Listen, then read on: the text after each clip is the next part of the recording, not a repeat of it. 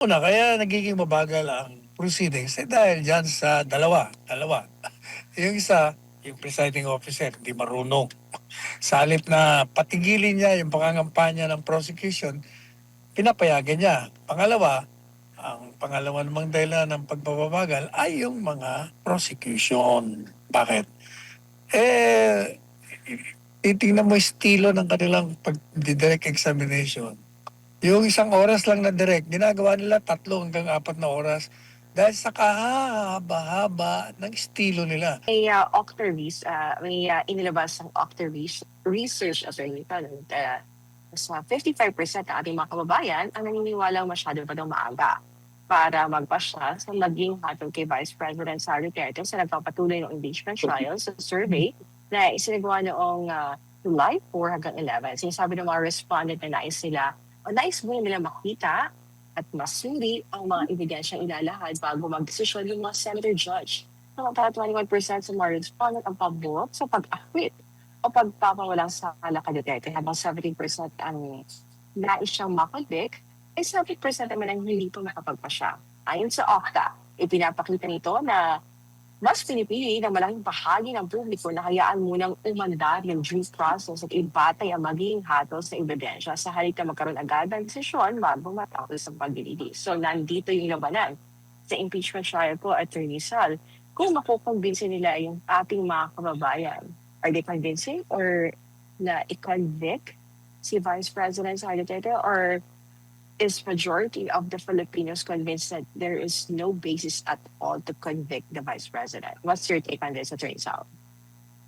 Wala, sa totoo lang, hindi na kailangan maghintay sapagkat wala naman talagang naipapakitang ebidensya whether sa Article 4 o sa Article 1. Wala eh.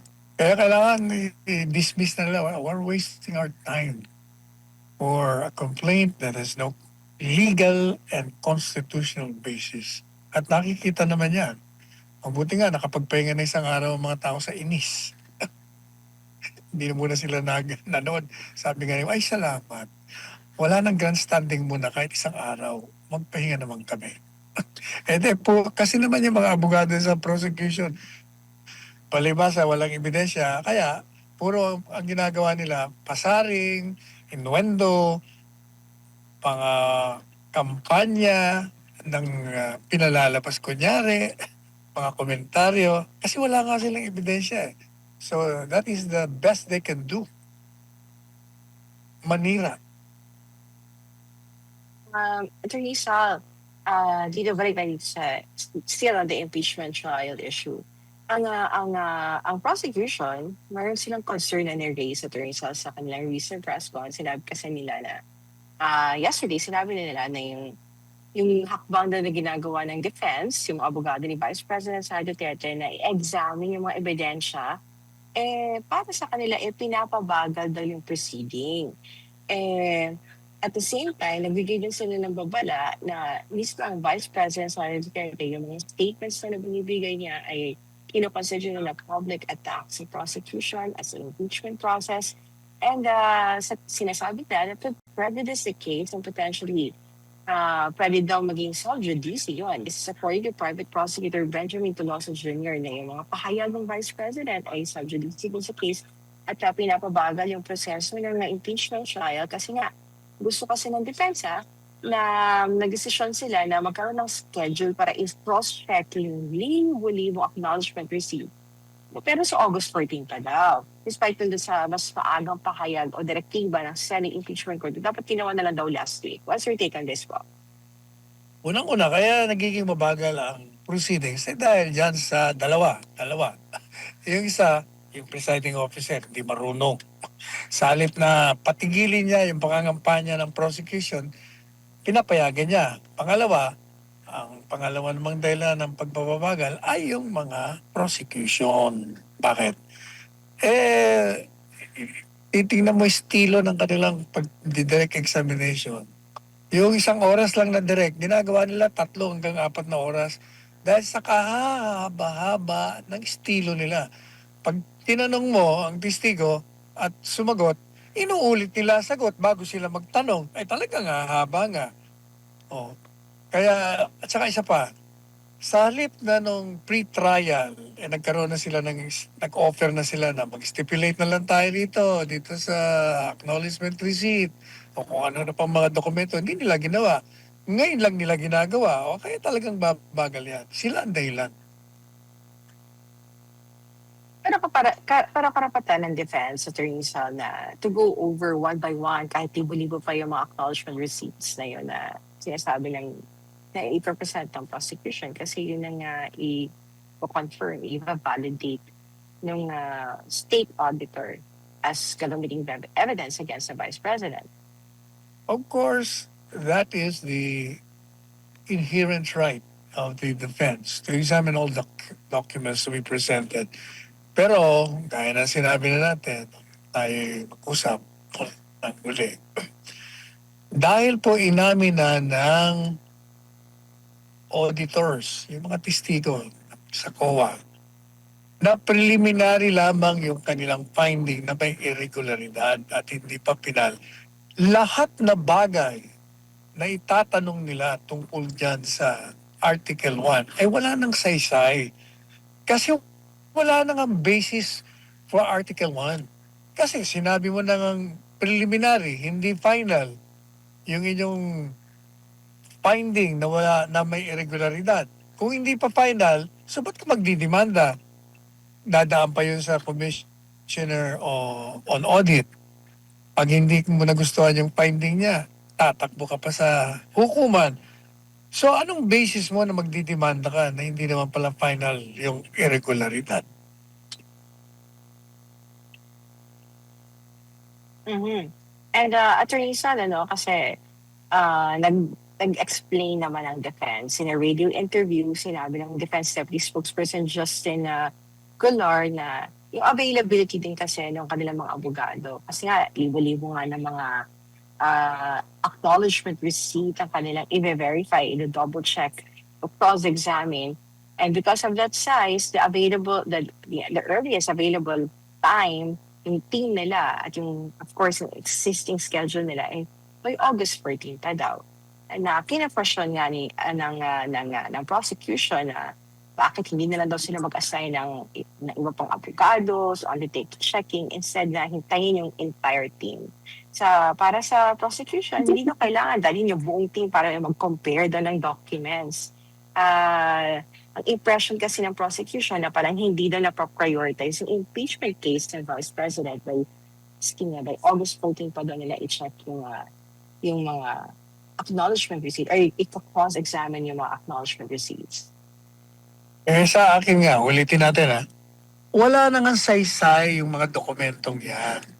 Kasi nga, kahit anong gawin mo dyan sa dokumentong yan, the fact remains that they have admitted that they're finding that there is an irregularity in the disbursement is not final. So what is there to sue the Vice President for? Hindi pa nga final ang findings nila. So kahit na ano pang gawin mo yan sa mga acknowledgement receipt, wala ring saysayat. Sabihin mo, hindi compliant. O kung hindi compliant, hindi pa nga final lang sinasabi yung irregular So bakit kayo nagdidemanda? Alam mo, kahit saan mo tingnan, kahit na ipagpalagay na natin, gaya na sinabi ko sa artikulo ko kahapon sa The Manila Times, even assuming na final na may irregularidad at titingnan mo na ngayon yung mga ebidensya nila, their evidence shows na walang kasalanan si Inday Sara. Bakit kanyo? Sabi nila, may presumption of irregularity if there is a failure of liquidation and you don't file liquidation when there is a demand. So may presumption of irregularity. As if pinangangalandakan nila yung presumption of irregularity, prima facie lang yon. In other words, it's not a conclusive presumption. You have to prove that. Pangalawa, the auditors have already testified na walang benepisyo o walang ginamit na pera si BP Sara doon sa pondo.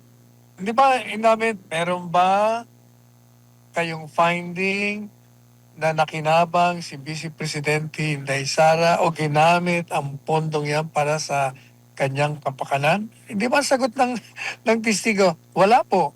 Oh, doon lang di sira na sila. Pangalawa, sinasabi rin nila, kaya nila dinimanda si Vice Presidente Sara ay sapagkat sang-ayon sa kanila, sa ilalim ng Joint Circular, yung accountable officer ay si Vice Presidente Sara kasi siya raw ang head of agency. Malino naman. Sapagkat sa ilalim ng circular na pinupunto nila, ay dalawang tao ang pwede mong idemanda. Either or hindi yung sila sabay. Hindi pa pwedeng mamimili ka. Kung hindi, ang sinasabi doon, the special disbursing officer or the head of agency ang siyang ididemanda mo pag walang liquidation. Oh, sabi nila, non-compliant daw yung liquidation.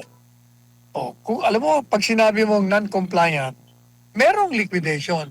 Hindi ka lang nagko-comply sa requirement. Madalis sabi, questionable pa. Kasi sa kanilang pananaw, yung mga ibinigay ng mga dokumento to liquidate the funds, hindi sapat. Para sa kanila yon.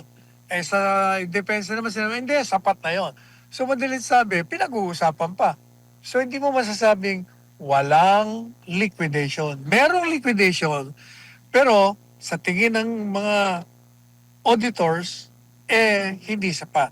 Okay, so ilagay natin doon ngayon. Ang tanong ngayon, sa ilalim, kung hindi ka nakapag-liquidate, assuming na hindi nga sapat, ang nakalagay sa joint circular, ang dapat mong managot ay yung special disbursing officer or the head of agency. Nung tinanong sila, sinasabi nila ang head of agency, teka muna, yung special disbursing officer, ang siyang tumanggap ng pera. Siya rin ang nag-handle ng disbursement. Bakit si Vice Presidente Sara ang ididemanda niyo? Ang paliwanag nila, kasi siya ho'y pumirma sa plano. Yun ang plano. Plano, yun ang programa kung paano gagamitin.